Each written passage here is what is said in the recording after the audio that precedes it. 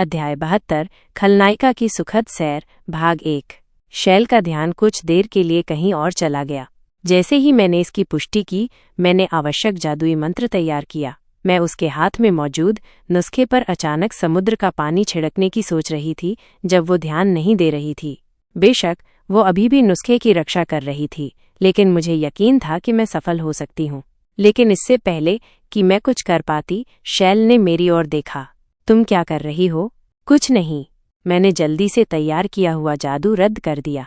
वो केवल ऐसे समय में अजीब तरह से तेज तर्रार थी, और उसी के कारण मैंने अपना मौका खो दिया। कैटफिश देखने के बाद हमने कायला का पीछा किया, जो फिर से चलने लगी थी। ये सुनिश्चित करने के लिए कि कायला थकी नहीं है, हम समुद्र तट के किनारे इतना चले कि हमारे घुटनों तक पानी भर गया। यह स्पष्ट था कि खलनायिका, जिसकी शारीरिक शक्ति कमजोर थी, पानी में चलने के लिए संघर्ष करेगी। उसकी सहन शक्ति खत्म होने में देर नहीं लगेगी।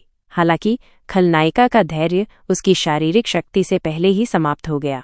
शैल ऊबी हुई लग रही थी।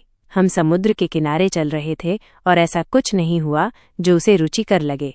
दुर्भाग्य से मेरे लिए और सौभाग्य से शैल के लिए मैं उसके बगल में चल रही थी। खलनायिका के लिए मैं उसके तनाव को दूर करने के लिए एक उच्च प्रदर्शन वाला खिलौना थी। मुझे बिना किसी कारण के बेचैनी महसूस हुई, इसलिए मैंने दृष्टि जादू के माध्यम से शैल की तरफ देखा। शैल गुप्त रूप से एक जादुई घेरा बना रही थी, जबकि ऐसा दिखा रही थी जैसे वो कुछ नहीं कर रही है। फिर शैल ने जादू का उपयोग किया। अचानक समुद्र का पानी थोड़ा गर्म होने लगा। क्या तुम मजाक कर रही हो? सौभाग्य से उसने ऐसा जादू नहीं किया जो कायला को प्रभावित करे। कम से कम उसके अंदर थोड़ी सी अंतरात्मा तो बची है। नहीं, अगर कायला एक उत्कृष्ट रसोइया नहीं होती तो वो भी खलनायिका की दुष्टता से पीड़ित हो सकती थी। वैसे भी खलनायिका केवल मेरे आसपास के समुद्र के पानी को गर्म कर रही थी। ये फाहेब्रस बीच था, जहां साल भर गर्म मौसम रहता था।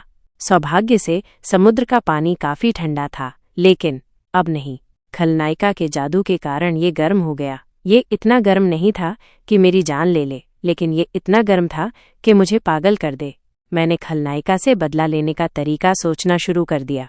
मैं गर्म पानी को फिर से ठंडा कर सकती हूँ, या मैं खलनायिका के आसपास के समुद्र के पानी को बदले में गर्म कर सकती हूँ। लेकिन वैसे भी मैं शैल का मुकाबला करने के लिए कई जादुई घेरे तैयार कर रही थी। यह बर्फ से संबंधित एक प्रकार का जादुई घेरा था, लेकिन मैंने देखा कि खलनायिका भी मेरे हमले के लिए पहले से ही तैयारी कर रही थी।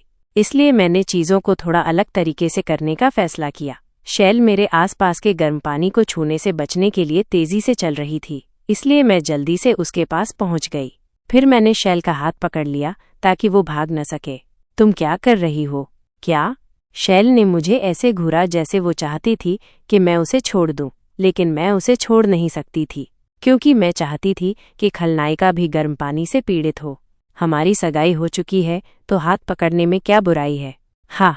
शैल ने आह भरी और एक बर्फ का जादुई घेरा बनाया। वह गर्म समुद्र के पानी को सामान्य स्थिति में लाना चाहती होगी।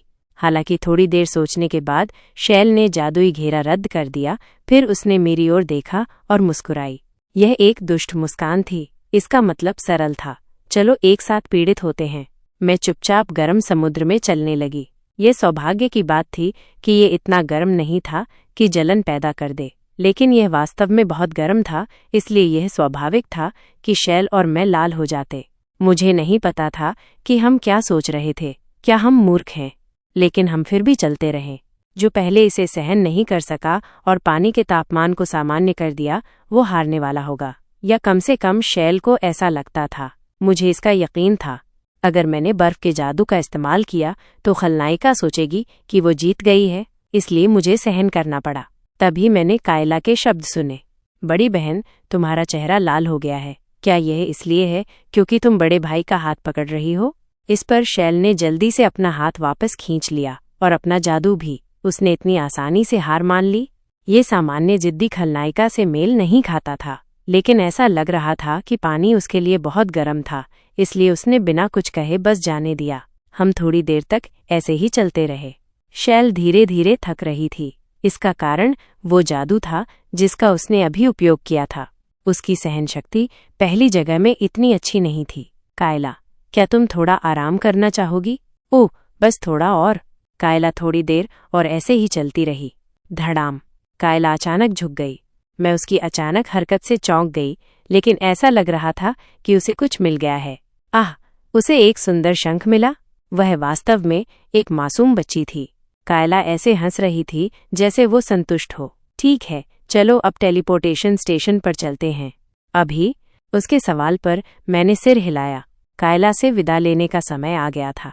दरअसल मैं चाहती थी कि हम थोड़ी देर और रुकें, लेकिन ये करना पड़ा क्योंकि हम कायला के माता पिता के लिए परेशानी का कारण बनते। हम समुद्र तट के किनारे वाले टेलीपोर्टेशन स्टेशन की ओर बढ़े और एजबेल क्षेत्र के टेलीपोर्टेशन स्टेशन पर लौट आए। कायला ने शैल की ओर अपना सिर घुमाया। फिर मिलेंगे। और ऐसा कहते हुए कायला ने शैल को गले लगाया। खलनायिका अपने बुरे व्यक्तित्व के साथ इसे स्वीकार नहीं करेगी, लेकिन शैल ने कायला को दूर नहीं धकेला। उसने बस भौहें सिकोड़ी, लेकिन जल्द ही उसने ऐसा भाव बनाया जैसे उसे कोई अच्छा विचार आया हो। कहानी जारी रहेगी।